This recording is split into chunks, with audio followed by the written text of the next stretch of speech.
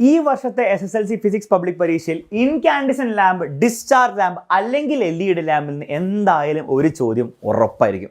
അപ്പം ആ ചോദ്യം വരുമ്പോൾ കൃത്യമായൊരു ഉത്തരം കൊടുക്കാൻ വേണ്ടിയിട്ട് ഈ വീഡിയോ നിങ്ങൾ അവസാനം വരെയും കാണാം.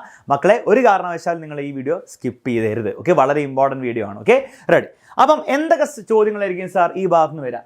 ഫസ്റ്റ് ചോദ്യം ഇതായിരിക്കും. ഓക്കെ, ഈ ഒരു ചോദ്യം വരാൻ വളരെയധികം ചാൻസ് ഉണ്ട്. നോക്കിക്കേ, which material is used as filament in incandescent lamp? Incandescent ലാമ്പുകളിൽ ഫിലമെന്റ് ആയി ഉപയോഗിക്കുന്ന പദാർത്ഥം ഏത്? ആൻസർ അവിടെ വരണം, ടങ്സ്റ്റൺ ആണ്. ഓക്കെ, ടങ്സ്റ്റൺ എന്ന് പറഞ്ഞ സാധനം വെച്ചിട്ടാണ് നമ്മൾ എന്ത് ചെയ്യുന്നത്? ഇൻകാൻഡിസൻ ലാമ്പിന്റെ ഫിലമെന്റ് ഉണ്ടാക്കുന്നത്. ക്ലിയർ ആണല്ലോ? ഓക്കെ, നിങ്ങൾ പലരും നിക്രോം എന്നൊക്കെ ഇതിന് ആൻസർ എഴുതാൻ ചാൻസ് ഉണ്ട്. നിക്രോം എന്തിനാണ് ഉണ്ടാക്കുന്നത്? നിക്രോം എന്തിനാണ് ഉപയോഗിക്കുന്നത്? ഹീറ്റിംഗ് കോയിൽ ഉണ്ടാക്കാൻ വേണ്ടിയിട്ടാണ്. ഹീറ്റിംഗ് കോയിൽ ഉണ്ടാക്കാൻ വേണ്ടിയിട്ടുള്ള ഉപയോഗിക്കുന്ന പദാർത്ഥമാണ് നിക്രോം. ഫിലമെന്റ് ടങ്സ്റ്റൺ ആണ്. What are the characteristic properties of the material used as filament? അതായത് ടങ്സ്റ്റൺ എന്ന് പറഞ്ഞാൽ ഈ ഫിലമെന്റ് ഉപയോഗിക്കാൻ വേണ്ടി ഉണ്ടാക്കുന്ന ടങ്സ്റ്റന്റെ പ്രോപ്പർട്ടീസ് എന്താണ്? ഫിലമെന്റായി ഉപയോഗിക്കാൻ ഈ പദാർത്ഥത്തിനുള്ള സവിശേഷതകൾ ഏതാണെന്ന് എപ്പോഴും ചോദിക്കുന്ന ടങ്സ്റ്റന്റെ പ്രോപ്പർട്ടീസ് 4 ഉണ്ട്. 4 പഠിച്ചു വെച്ചാൽ പരീക്ഷയിൽ ഫുൾ മാർക്ക് ആയിരിക്കും. എപ്പോഴും ചോദിക്കുന്ന സാധനമാണ് മക്കളെ, ശ്രദ്ധിച്ചോ. ഫസ്റ്റ് എന്താണ്? ഹൈ മെൽറ്റിംഗ് പോയിന്റ് ആയിരിക്കും. അതായത് ഉയർന്ന ദ്രവണാങ്കമാണ്, ഭയങ്കര ഹൈ മെൽറ്റിംഗ് പോയിന്റ് ആയിരിക്കും. കാരണം നല്ല ചൂടുള്ള അവസ്ഥയിലാണ് ഈ ബൾബിൻ്റെ ഉള്ളിൽ ഫിലമെന്റ് ഇരിക്കുക. അപ്പോൾ നല്ല മെൽറ്റിംഗ് പോയിന്റ് ഇല്ലെങ്കിൽ പെട്ടെന്ന് ഉരുകിപ്പോകും. രണ്ടാമത്തെ കാര്യം ഹൈ റെസിസ്റ്റിവിറ്റി ആയിരിക്കും. ഉയർന്ന resistivity, high melting point, high resistivity. വീണ്ടും ഒരു ഹൈ തന്നെയാണ് ഹൈ ഡക്ടിലിറ്റി, അതായത് നേർത്ത കമ്പികളാക്കാൻ കഴിയുന്നു. ഡക്ടിലിറ്റി എന്ന് പറഞ്ഞാൽ നമുക്ക് എന്ത് ചെയ്യാം? ഈ ടങ്സ്റ്റൺ എന്ന് പറഞ്ഞ മെറ്റലിനെ പിടിച്ച് നമുക്ക് നേർത്ത കമ്പികളാക്കിയാലേ ഫിലമെന്റ് ആയിട്ട് ഉപയോഗിക്കാൻ പറ്റുള്ളൂ. അപ്പോൾ അതിനുള്ള കഴിവിനാണ് നമ്മൾ ഹൈ ഡക്ടിലിറ്റി എന്ന് വിളിക്കുക.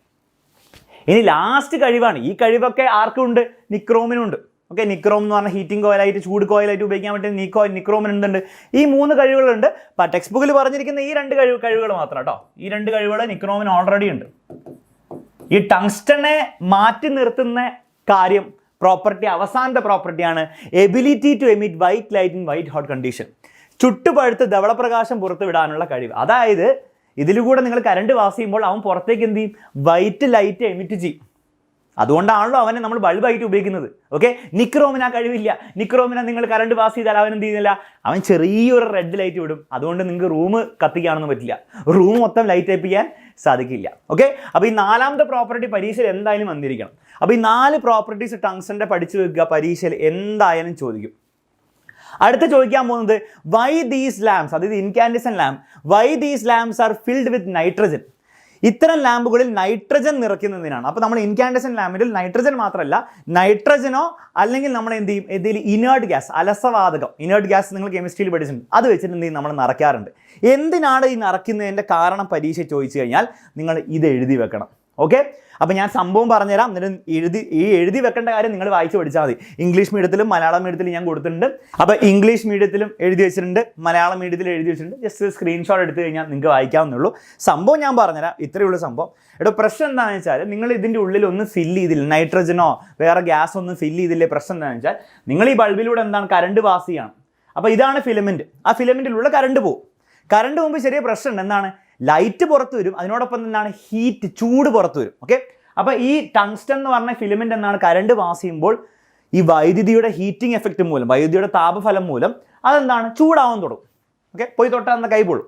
ഈ ചൂടാകുമ്പോൾ ഒരു കാര്യം കൂടെ സംഭവിക്കുക. എന്താ സംഭവിക്കുക? വെള്ളം ചൂടാക്കി എന്താ സംഭവിക്കുക? അത് ഇവാപറേറ്റ് ചെയ്തു അല്ലേ? ബാഷ്പീകരണം സംഭവിക്കുക. അത് എന്താണ്? എയറിലേക്ക് വാട്ടർ വേപ്പർ ആയി പോകും. അതേപോലെ ഇവനും ചൂടാകുമ്പോൾ എന്ത് സംഭവിക്കും? ഇവനും ചെറുതായിട്ട് എന്ത് ചെയ്യും? ഇവാപറേറ്റ് ചെയ്തു പോകും. അത് ടങ്സ്റ്റൺ ഫിലമെന്റ് എന്താണ്? ഇവാപറേറ്റ് ചെയ്തു. അപ്പോൾ ഇങ്ങനെ ഇവാപറേറ്റ് ചെയ്ത് പോയി കുറച്ച് കഴിയുമ്പോഴാണ് ഒന്നും ഇല്ലാണ്ടായി പോകും. അവസാനം ടങ്സ്റ്റൺ ഫിലമെന്റ് ഒക്കെ 2 ദിവസം ഉപയോഗിച്ച് കഴിയുമ്പോഴത്തേക്കും എന്താണ്? മൊത്തം ഉരുകി തീരും. അപ്പോൾ അങ്ങനെ സംഭവിക്കാതിരിക്കണമെങ്കിൽ നമ്മൾ എന്ത് ചെയ്യും? നമ്മൾ ഇതിൻ്റെ ഉള്ളിൽ നൈട്രജനോ അല്ലെ വേറെ ഏതെങ്കിലും അലസവാതകം, ഏതെങ്കിലും ഇനേർട്ട് ഗ്യാസ് വെച്ച് നമ്മൾ നിറയ്ക്കും. അപ്പോൾ ആ നൈട്രജൻ ഗ്യാസ് അതിൻ്റെ ഉള്ളിൽ നിന്ന് വിചാരിക്കാം. അപ്പോൾ ഉള്ള ഗുണം എന്താണ്? ആ നൈട്രജൻ ഗ്യാസ് എന്ത് ചെയ്യും? ഈ ഇവാപറേഷന് വേണ്ടിയിട്ട് ഈ ടങ്സ്റ്റൺ ഫിലമെന്റ് ശ്രമിക്കുമ്പോൾ നൈട്രജൻ കയറി അതിൻ്റെ മണ്ടയ്ക്കും കൂടി ഇരിക്കും. കാരണം ഗ്യാസാണ്, മോളിക്യൂൾസ് ആണ് അല്ലേ, അവർ കയറി അങ്ങോട്ട് എന്ന് പറഞ്ഞിരിക്കും. അവരെന്ത് ചെയ്യും? നല്ല പ്രഷർ കൊടുക്കും. ആ പ്രഷർ കൊടുക്കുന്നതുകൊണ്ട് ഈ ഇവാപറേഷൻ സംഭവിക്കില്ല, ബാഷ്പീകരണം സംഭവിക്കില്ല.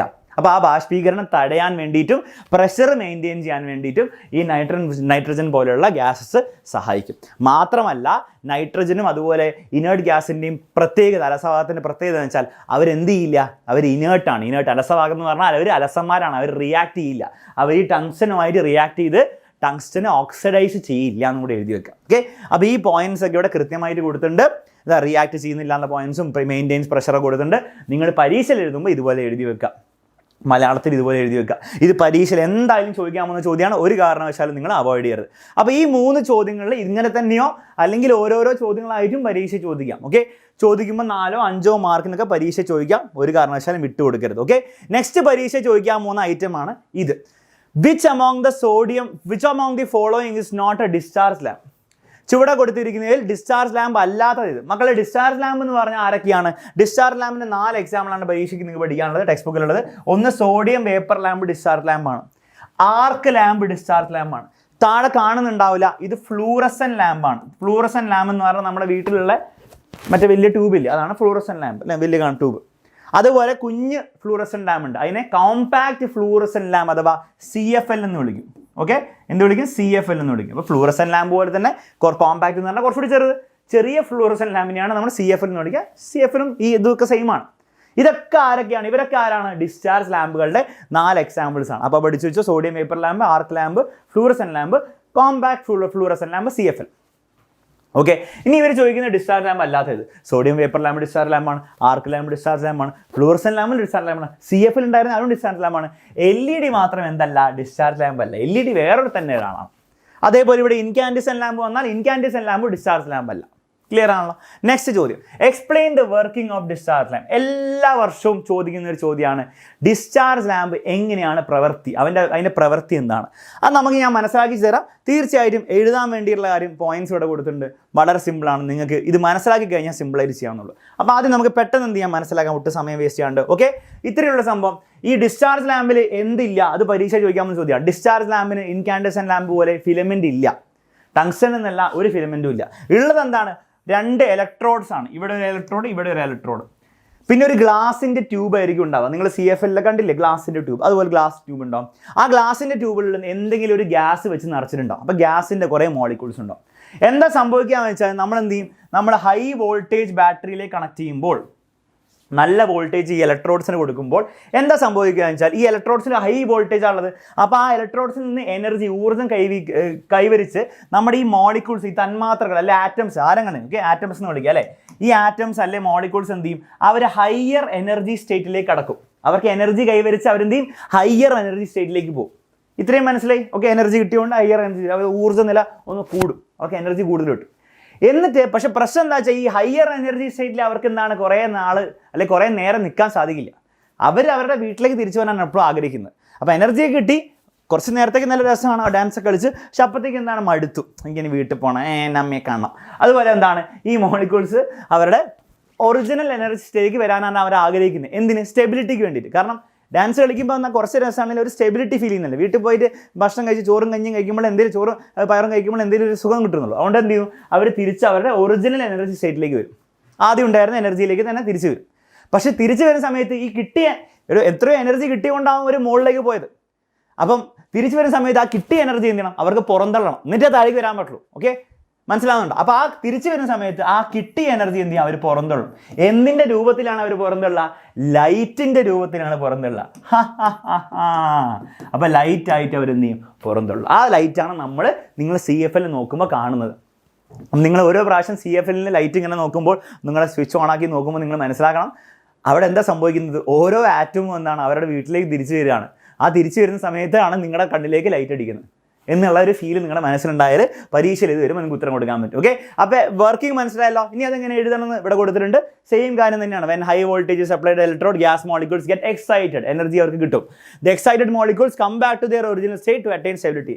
സ്റ്റെബിലിറ്റിക്ക് വേണ്ടിയിട്ട് അവർ തിരിച്ച് ഒറിജിനൽ സ്റ്റേറ്റിലേക്ക് വരും. ഓക്കെ, ആ സമയത്ത് വെൻ ആറ്റംസ് കം ബാക്ക്, അവർ തിരിച്ചു വരുന്ന സമയത്ത് energy is radiated as light. Energy എന്താണ്? റേഡിയേറ്റ് ചെയ്യും, അല്ലെങ്കിൽ എമിറ്റ് ചെയ്യും ലൈറ്റിൻ്റെ രൂപത്തിൽ. ഓക്കെ, മലയാളത്തിലും കൊടുത്തിട്ടുണ്ട്, വായിക്കുക, മനസ്സിലാക്കുക. ഓക്കെ, ക്ലിയർ ആണല്ലോ മക്കളെ?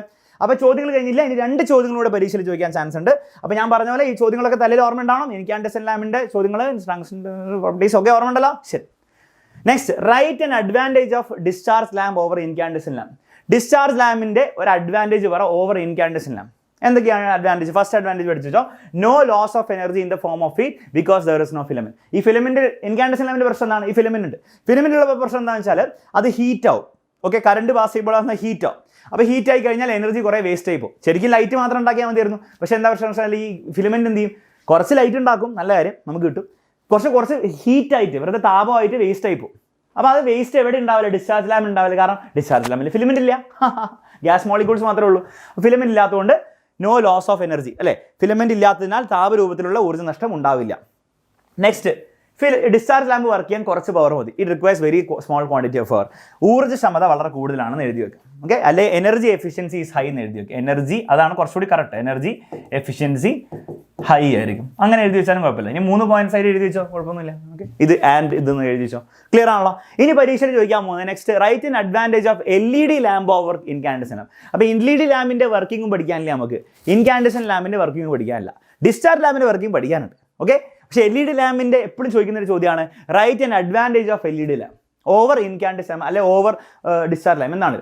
മക്കളെ 2 പോയിന്റ്സ് ഓൾറെഡി സെയിം ആണ്. ഡിസ്ചാർജ് ലാമ്പിൻ്റെയും LED ലാമ്പിൻ്റെയും 2 പോയിന്റ് സെയിം ആണ്. No loss of energy in the form of heat because there is no filament. LED ലാമ്പിന് ഫിലമെന്റ് ഇല്ല, അതുകൊണ്ട് ആ ഇതില്ല. It requires very small of quantity of power, വളരെ കുറച്ച് പവർ മതി. മൂന്നാമത്തെ ഒരു അഡ്വാൻറ്റേജ്, ഇത് LED ലാമ്പിന് മാത്രമേ ഉള്ളൂ, ഡിസ്ചാർജ് ലാമ്പിന് പോലും ഇല്ല. അതായത് not harmful to environment since there is no mercury in LED. Mercury ഇല്ലാത്തതിനാൽ പരിസ്ഥിതിക്ക് ഹാനികരമല്ല. LED ലാമ്പിൽ ഒരു പ്രത്യേകത ഉണ്ട്, അതിൽ മെർക്കുറി ഇല്ല, അതുകൊണ്ട് തന്നെ എൻവയോൺമെന്റൽ പൊല്യൂഷൻ അവൻ കോസ് ചെയ്യില്ല. ഓക്കെ, അപ്പോൾ ഈ ഒരു പ്രോപ്പർട്ടിയും കൂടെ ഓർത്ത് വെക്കുക. അത് മെർക്കുറിക്ക്, അത് LED മാത്രമേ ഉള്ളൂ ഈ മെർക്കുറി ഇല്ലാത്ത പരിപാടി, അത് സ്പെഷ്യലായിട്ട് നിങ്ങൾ ഓർത്ത് വെക്കണം. ഓക്കെ, ഇത്രയും കാര്യങ്ങൾ നിങ്ങൾ മനസ്സിലാക്കി വെച്ച് കഴിഞ്ഞാൽ ഈ incandescent lamp, discharge lamp, LED lamp എന്ന് ഏത് ചോദ്യം പരീക്ഷയിൽ എന്തായാലും ഒരു ചോദ്യം വരും, 3 4 അല്ലെങ്കിൽ ചിലപ്പോൾ 5 മാർക്കിന് വന്നു കഴിഞ്ഞാൽ ഒരു സംശയമില്ല, നിങ്ങൾക്ക് ഫുൾ മാർക്ക് നേടാൻ പറ്റും. മക്കളെ, നിങ്ങൾക്ക് ഈ വീഡിയോ യൂസ്ഫുൾ ആയെങ്കിൽ തീർച്ചയായിട്ടും നിങ്ങൾ ഒരു 2 ഫ്രണ്ട്സിനെങ്കിലും നിങ്ങളിത് ഷെയർ ചെയ്ത് കൊടുക്കുക. അവർക്കും അതേപോലെ തന്നെ യൂസ്ഫുൾ ആയിരിക്കും, പ്രത്യേകിച്ച് ഈ പരീക്ഷാ സമയത്ത്. തീർച്ചയായിട്ടും നിങ്ങൾ എന്ത് ചെയ്യുക, ഫ്രണ്ട്സിന് ഷെയർ ചെയ്ത് കൊടുക്കുക. വീഡിയോ ഇഷ്ടപ്പെട്ടെങ്കിൽ ലൈക്ക് ചെയ്യുക. ഓൾസോ ഈ കാര്യങ്ങളൊക്കെ മനസ്സിലായെങ്കിൽ മനസ്സിലായി സാർ എന്ന് പറഞ്ഞ ഒരു കമൻറ്റും കൂടി ഇടുക. അത്രേ ചെയ്യേണ്ടതുള്ളൂ. All the best for your exam. അടിച്ചു പൊളിച്ച് എക്സാം എഴുതും മക്കളെ.